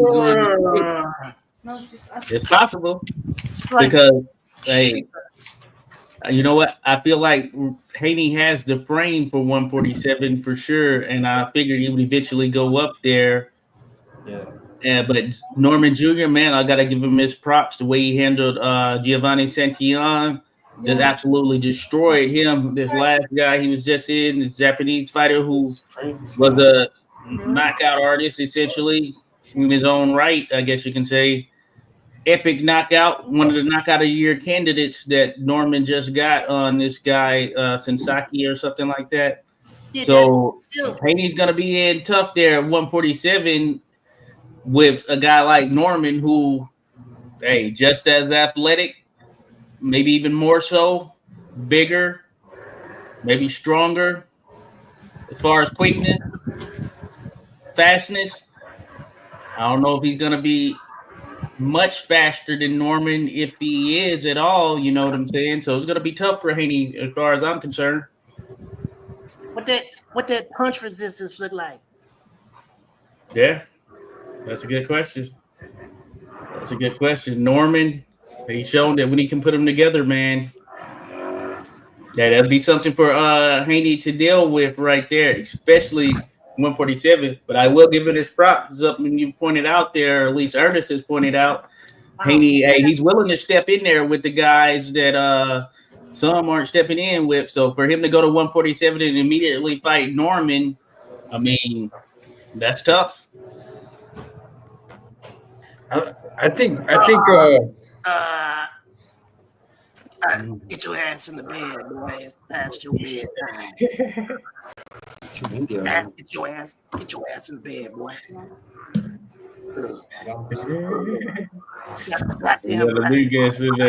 My bladder's weak. Hey, it's goddamn thing on. It's weak. I'm going to bed. It's fast to puppet bedtime. Good stuff. But yeah, what do you think there, Skywalker, as far as Norman versus Haney? I got Norman in this fight, man. No disrespect to Haney because he's coming off a bad performance, and Norman Jr. is coming off a great performance, right? I just think skill-wise, Norman Jr. slept on. You know what I'm saying? A lot. You know, Haney was hyped up pretty heavy in comparison to Norman Jr. There's a lot of people that don't know who Brian Norman Jr. is, right? A lot of people who know, they know Devin Haney. They know him because of Ryan Garcia too. You know, that kind of deal, right? He draws that kind of crowd. You know how we were talking about Jake Paul drawing crowds. Brian Norman Jr. slept on. I think skill wise. Yeah, I think that he'll sleep Haney, man. I honestly, if we save this recording, and when it happens, I want to go back and post it. But I just think that he gets in that chess match with you, and just like with Sensaki in Japan, he's just gonna slip that fucking banger on you, dude. And he's got some hands, bro, and he's got some power. And Haney, I wasn't impressed his last performance, but we've seen good Haney fights in the past. But yeah, even Haney's best is not on that level as Brian Norman Jr. And that's why it's important. Like Ernest tells all the fighters, hey, market yourself, you know, get your media presence out there, you know, stuff like that. A lot of people think, oh, Haney's going to beat him. No, hell no. I think Norman Jr. would. That's from my eye test, you know what I'm saying? Like, I think that Norman Jr. is slick, man. Yeah. Yeah, Ernest. Hey, Ernest? You mentioned it. Poppy Choom Puppet mentioned. You think Haney could go to sleep in that? What does Oh Ernest think? yeah, definitely, bro. That's listen, man. I'm a fan of Haney. I almost feel like Yeah, I'm Yeah, you're a behind. defender. Like I can't believe I'm actually. Mexicans been waiting for black people to agree with them about something for Haney forever. This is going to be one of them. This is going to be one of them things where, unfortunately, it doesn't matter if he's black or if he's Mexican. I just think that Brian Norman Jr. is a bit too is a bit too much. It's a bit too much right now. And you know what? I would be amazed. I would love to see Haney, make me wrong on this one. You know what I'm saying? yeah, Don't let nobody say what you can't do. But that would be an amazing fight if Devin's able to withstand the punishment that he's gonna get from Brian Norman. If he can handle that and be able to fight back and stand his ground, I think that'll be an amazing fight. But I just don't think I just think it's too. I think it's too much. yeah. It's gonna be interesting, especially at this stage, as far as Haney and the expectations at 147.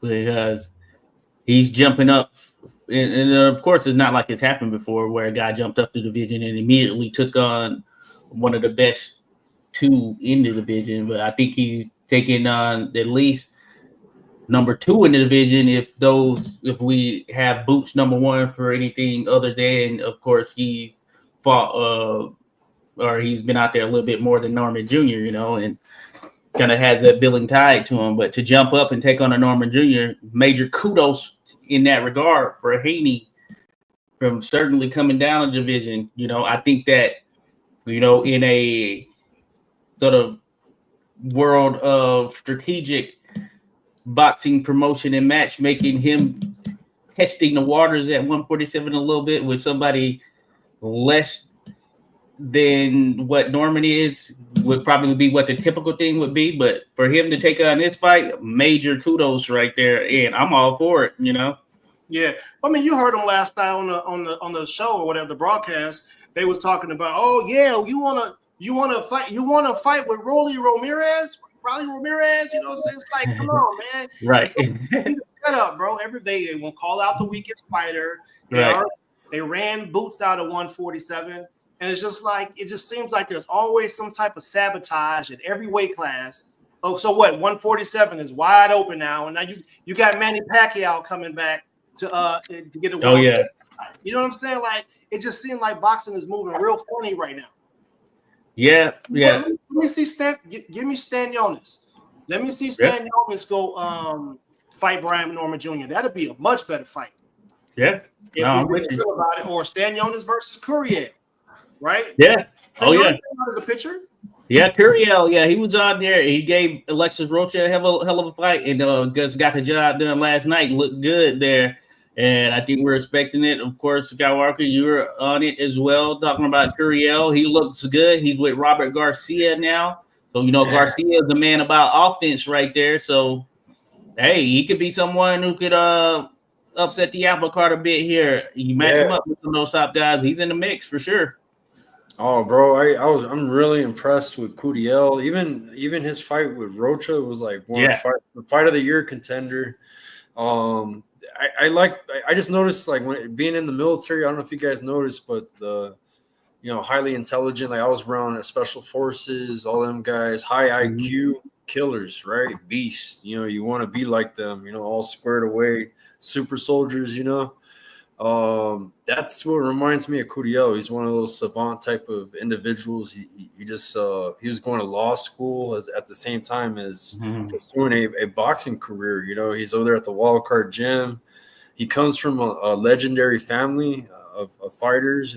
His family's well known in Tamaulipas, Mexico, and that dude he's a special kind of person. You know what I mean? He's got it in his DNA. Number one, number two. He's highly intelligent. Fighters that are highly intelligent, they're smart, bro. You got a guy that knows how to fight, bro. That's smart with law school, all that shit. They're the most dangerous.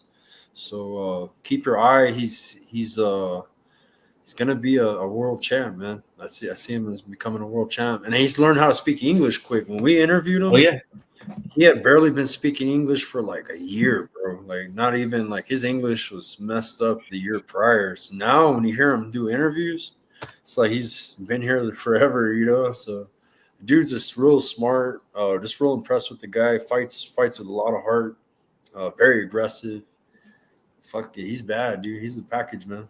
Yeah, I mean, he was getting touched up for a little minute though. Yeah. It was a good fight until he caught him. Yeah. You see, I think he may have broke something around his eye. That uppercut was nasty. Yeah, and you immediately saw that big gash come under there too from that uppercut because he went down from the uppercut. Dude did. Yeah. Then he got up and got stopped, but that uppercut, man, when it caught him, that's where that gash came in. He was, I think it was on his right side actually, and he immediately went down like, oh no, something different. Yeah, it's crazy. Yeah, the ringside people said they heard like a little crack or a pop. Man, bad feeling, boy. Oof. Yeah. Hey, that's no joke right there. So Curiel, hey, a name in the mix there. Great to have him at 147 in the mix. As far as a big name there. Now I'm looking at, you know what? I didn't even know, I hadn't known the result, but it looks like John Pascal got knocked out in the 4th round there by Sislak. What? I haven't seen it or anything of that nature, but I'm just looking at the ratings right now. Yeah. Let me see. I don't remember who I picked for that fight. Actually, I think I did pick the other guy. I did. Oh yeah. Yeah. But man, bro, listen, that's why I like I'm a fan of the larger weights because I want to see. Oh yeah. I want to see somebody crack, bro. I'm a fan of it. So when we get light heavyweights and those guys and cruiserweights get in there and get the cracking. We're trying to see what's happening because you're getting pretty close to being the baddest person on the planet at that weight. When you're 195, 200 pounds, up to 220, baddest people on the planet weigh, somewhere around there in every sport. So with that in mind, of course, from the Jake Paul card, of course, the co-main event, Gilberto Zurdo Ramirez against Uniel Dorticos. Dorticos, a big puncher who was a part of the World Boxing Super Series. Certainly one of the top top cruiserweights in the world. Even then, he lost to Murat Gassiev. I think that was his first loss. And Gassiev initially went on to lose in the finals to Usyk. We know what Usyk has become.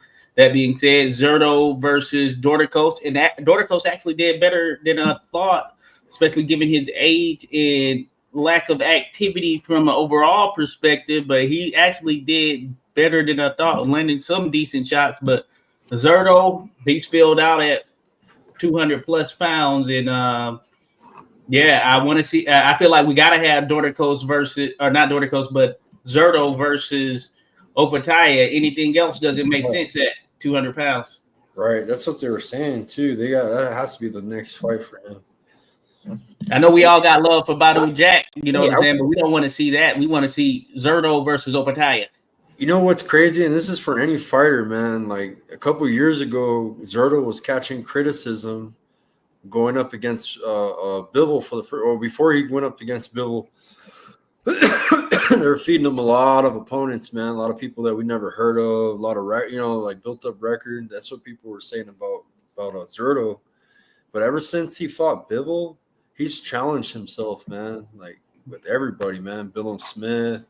He's been fighting top names now, so that's the only fight that makes sense for him. And respect to him for giving us the fights that we want to see, right? So that's all we ask from fighters, man. We don't like them built up records and shit. No, but hey, he's got his reputation back, man. He's got a good reputation back compared to 2 years ago. Yeah, hey, and I just want to say real quick, I've always liked Zurdo. I saw him fight live against Jesse Hart. It was in Arizona, so I'm trying to remember if it was the second fight or the first fight. I think it might have been the second fight. But that being said, Zurdo, hey, he was out there fighting, doing his thing, and hey, look at him now. He's jumped up to cruiserweight. Realistically, thinking about he started at 168, which is crazy when you think about it now. I mean, it's gonna be interesting. All right, I'm about to go left with it because I feel like I gotta go left with it. All right, so remember I said I was nice to him earlier, but that commentary was straight trash. If we keep it in the buck, and the reason why they didn't show any replays is because they was lying to the people. Zerto wasn't taking it to the body well, and a lot of them shots were uppercuts to the sternum, and I'm talking about the middle of the chest. And Zerto would bend over when he was getting ready to get uppercut to the body, and it looked like it was low blow, but none of them blows. There was a couple of them that were low, but why didn't they show any replays? Show me a replay of from the first to the 8th round. Show me. They didn't show a single replay of those low blows. Hey, when you say commentary, I just want to clarify. Beto Duran did great, and Nonito Donaire did great, in my opinion. I don't know who you're talking about. They had 2 different commentary crews, though. They had a prelim crew, which was Nonito, and they knocked it. Baby Jesus. They did good commentary. Commentating. If you were a boxer, and it was bullshit. So if Dorticos had been allowed to continue to go to the body, I think he would have stopped Ramirez. But at that time, it was Mannix, Tots, Grissom, and Tarver, I believe. Okay, there you go. Now that's a difference. Man, Nonito, come on, bro. Nonito was given, like, if you're a boxer and you want to learn shit, listen to Nonito on his commentary. He's telling you, like, yo, this is what he needs to do right. Nonito's almost better than a coach's vision because he's been in the ring, right? Because he's, world champ. But just the shit he says, bro, it's like, you're like, damn, this is shit you can learn. Yeah, but look, bro, the thing I'm telling you, man, you gotta listen to the commentary. They be sliding slick jokes in, and it's just be like, yo, man, why are you dogging this person out? Hey, they start telling stories when they fight or getting their ass whooped. When it was real quiet in the arena and their fighter was getting their ass whooped, they started telling stories about stuff that had nothing to do with boxing. And then they never showed us what their scorecards were during the fight because they were making it seem like old boy was getting beat down when he was giving old boy the work. He was working it. He was definitely giving him the work, bro. And no, Dorticos did well. Yeah, he needs more credit than what they did was foul. I will say I was surprised at Mannix scorecard. Not that he had some crazy scorecards before, but he had it super wide. Visually looking at it, I felt like it was closer the way he had, because he only gave like Dorticos 2 rounds. I know up to the 10th round, I believe he had only given Dorticos 2 rounds. But from what I saw, Dorticos was putting in some good work to the body, and he was a lot more active than I thought he would be. Man, nobody give a damn. Like, could you imagine a douchebag having people ask him what their opinion is about a sport that they ain't never competed in? Could you imagine the power you would feel? Like, that dude is a fucking goofy, man. Nobody give a fuck about who he thinks is winning rounds. Like, how did he become an expert? You know what I'm saying? From what I hear and what I see, his old slanted ass opinion. Nobody give a fuck what you talking about over there, bro. Y'all need to what does he got on y'all? How come he is still commentating and talking about boxing? And my man, his other cohorts, slap that motherfucker next time you get out of pocket. Slap I know it's off subject, guys, but man, I want to shout out Jason Alacrancito Sanchez. Oh yeah, Kirky pulled off a big upset out there in Philly. He done tried that Philly cheesesteak because I did an interview. I told him he got to try that when he goes out to Philly. Oh yeah, I'm gonna connect with him too. If you need the gym, like to go to Witherspoon Boxing and Fitness out there. But shout out to Jason Sanchez, man. He deserved it. He had a very good fight against Jordan White. In my opinion, I had him edging that fight in a close fight. It was like he's a good fighter, man. He's very slept on. He's got a lot of experience. He's fought Oscar Valdez. He's fought Blue Nose Perez. He's fought everybody, bro. Shushu. The dude from here, I think he fought Short Dog White in that. Was it Short Dog? Or he was on a card here recently. Jordan White. Yeah, Jordan. Yeah, he fought Jordan White, right? So that was the DC. So I saw him. I didn't get to speak with him, but I did see him out there. Shout out to Jason. Yeah, I had hit him up on Instagram. Hey, it'd be great to chat with him. But yeah, he went over there 2300 arena. I've been there. I like 2300. Yeah. You bridge me. You know how you say I always bridge people together. You bridge me with Jason, and now I'm real cool. I see him at all the events. He's very connected with the community. Oh yeah, He trains kids out of his garage, bro. He's got a good that's heart. what's up. He's a good father, good family man, and just proud of him, man. You know, his brother Wedo, he's gonna be fighting on the Pacquiao Barrios undercard. So I'll try to get him on the show. I'll see if Wedo wants to hop on the show with us. You know, maybe Okay. You know, I didn't even know he had a brother that was boxing. So that's good to know. It's Jose Luis Sanchez. We call him Wedo. Wedo's like, you know, Okay. me, white boy. He's lighter skinned than Jason, but yeah, he's a good fighter too, bro. And he's fighting. They be pulling off upsets, bro. And oh yeah. yeah, they got a good team. They got their own gym over here too, the Sanchez gym. They've been around a long time. Shout out to their father Pepe. He's diehard boxing, hardcore like us. Don't sleep on New Mexico, baby. That's a fighting town. Yeah. Or Albuquerque, I should say. But New Mexico is a fighting state. But Albuquerque, a fighting town, baby. City, yeah, man, it's crazy, bro. We got a lot of talent, bro. A lot, bro. Now that I'm doing more local, I'm just exposed to it. It shocks me, bro. We just did it was a $6 million renovation on a community center boxing gym in the city. The taxpayer money went to renovations. Angelo Leo showed up. My car's having problems. I couldn't show up yesterday. Today I was able to go to an amateur event. I had to borrow my mother-in-law's car. It's this bad situation. My kids haven't been training like they have lately. Trying to get my car fixed. Hopefully soon, maybe Tuesday. They got an opening at the mechanic shop. So,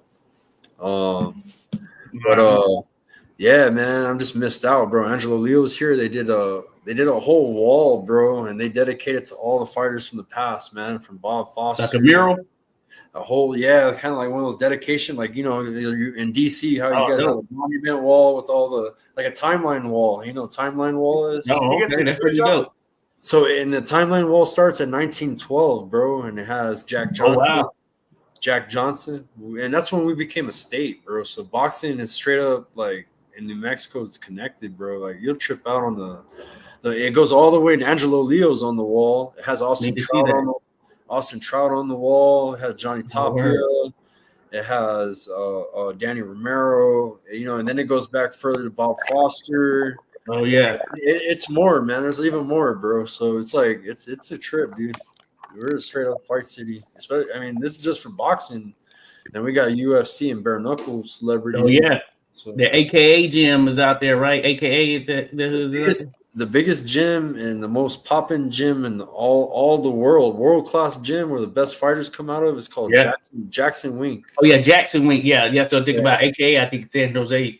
But yeah, Jackson Wink. That's what I think about. So yeah, there. They're cool, man. They have Holly Holmes is part of them too, and John Jones was with them. Drago trains over there. I have a lot of friends that train over there, and they even have barracks there. You can live and train work, and they want you to. They put people on the right path, man. Sometimes too. Some people come from out of state because they want to train for higher elevations. They got a whole dormitory there. It's crazy. That's dope. That's super freaking dope right there. So shout out New Mexico doing their thing. Albuquerque specifically holding it down in the world of combat just in general, you know, but big props there. Major moves being made in that regard. So salute to everyone out there doing their thing. Home of a number of great fighters in history, but they're making waves boxing and MMA. La Bala Mendoza, Brian, he's on the wall too for the Fedora fight. So Mendoza, he's from Albuquerque? Yeah, he's from Albuquerque. Man, I like Brian Mendoza. He'd be good to talk to. You know, we can chat with old Brian. I like Brian, you know. Man, he got a highlight knockout over Pandora, man. And that's like one that will stand the test of time, no doubt about it. So shout out to Brian Mendoza. But I've always felt he's a very solid fighter right there. So that's good stuff. Looks like we lost Ernest here. Maybe he'll hop back on here. But what I was going to mention real quick was that lastly, Mbili Suleski, man, first round blast out. Crazy. What do you think? He's got power. He's Canelo's mandatory now after that first round stoppage. He's a became the WBC interim super middleweight world champion. I like him, bro. A lot of people, they try to give him criticism. They're like, oh, because he is one direction, bro. But if that style is effective, hey, Right. man, we've seen Tyson do it growing up, right? We've seen Right. a lot of fighters get away with it, man. You don't have to. I don't think you have to be a complete fighter, as people say that you need to be. You know, and he's too muscular, or he don't move his head. He handles it well. And no, I think that's good, man. You know, styles makes fights and shit. I think that, man, we're at the end. I like Canelo, man. I'm a Canelo fan. You know, I'm one of the few that's in here because I always No, I rock with Canelo him too. Yeah, so I like Canelo, but I think that he's gonna be, dude. He's getting old, bro. These young lions are coming in, man, and it ain't no shame in his game if he loses to one or if So Yeah. hopefully we get Benavidez and Canelo before it's too late, or in Billy Canelo. That'd be great. I'd like to see it, but it would be somebody good in the meantime, though. I think Diego Pacheco and Billy would be a good fight. Right. You know, I think that the ship might have sailed Benavidez, Canelo. One may never know, but certainly, man, I think stylistically, I would love to see Mbili and Canelo at this stage, because I feel like that'd be a banger right there, just given how Mbili fights and how Canelo is fighting at this particular point. You could just see that being a straight up inside scrap, you know, and the likelihood of it happening, though, is probably pretty slim. That being said, Pacheco, I think Pacheco's been doing his thing. Pacheco Canelo, that'd be an interesting one as well. As I like Iglesias as well. I want to see him in there with some guys, or the combination of these guys fighting each other, which I think will happen. Of course, Canelo is sort of like the beacon that everyone aims for. We know he's gonna be fighting Crawford in September, so you're not gonna fight Canelo until at least next year in May. That's gonna be the only opportunity you get at Canelo, and who he ultimately ends up fighting, depending on what happens here with this Crawford fight, I don't know. But man, shout outs to Mbili, because he came with it. And Suleski, I think he brought Suleski down to earth a bit more. Sort of like Pacheco was the one who stopped Suleski for the first time. And I felt like, okay, that's what we're gonna see with Suleski operating at 168. That being said, he was able to get a win over Akhmadov, but Mbili brought it back down to earth. Like Suleski, he's a good fighter, solid fighter, certainly solid fighter, but there's a level right there that he's going to get to, and he's not going to be able to get past. And I feel like that's what we saw with Mbili and with Pacheco. As far as I'm concerned, Mbili, Pacheco, and I think Iglesias are the top dogs there at 168, outside of Canelo, of course. And Billy turned the boys' TV off. Turned it off. Turned it straight off. I like him, Billy. He's good. Yeah, no, it's good stuff. There, and was that with Vince? Yeah. Oh yeah, Vince. Yeah, Vince Pyros. Hey, got another victory under the belt there, Skywalker. I know you had info on that, how it went down.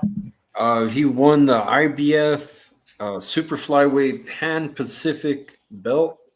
And it is an IBF belt as in Asia, you know what I'm saying, out there, Pan Pacific. Oh, yeah. And he won it at 115 pounds. He won it by 4th round knockout.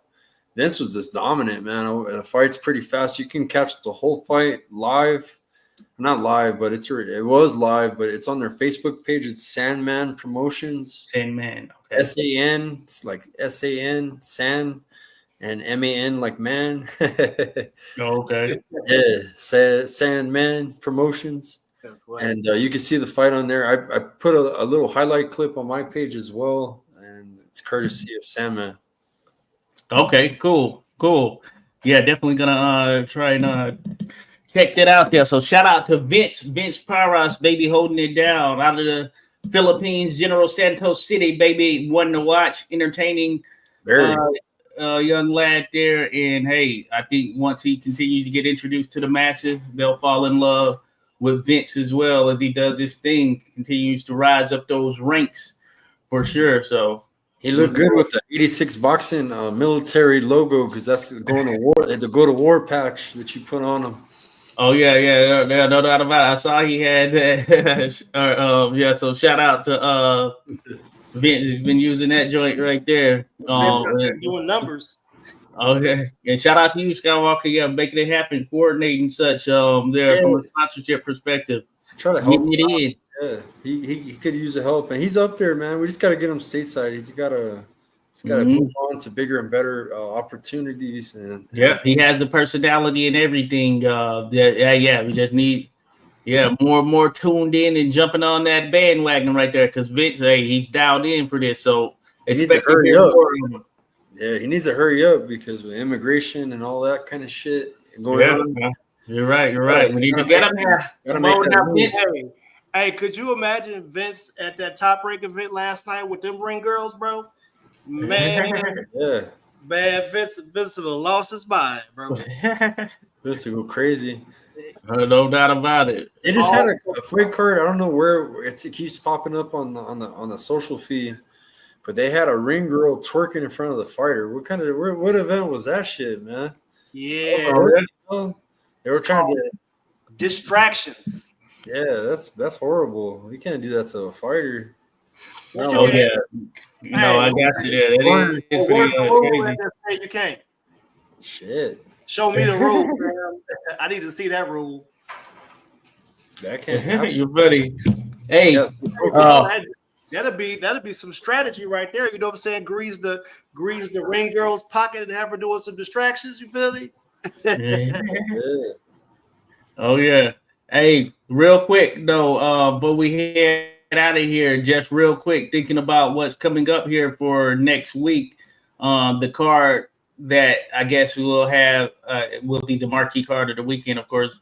Catterall versus Harlem Eubank. So Jack Catterall, Harlem Eubank. What are your thoughts on that? Catterall coming off the loss to Barboza, and what was a good close fight, of course. Harlem Eubank, certainly a step up for him.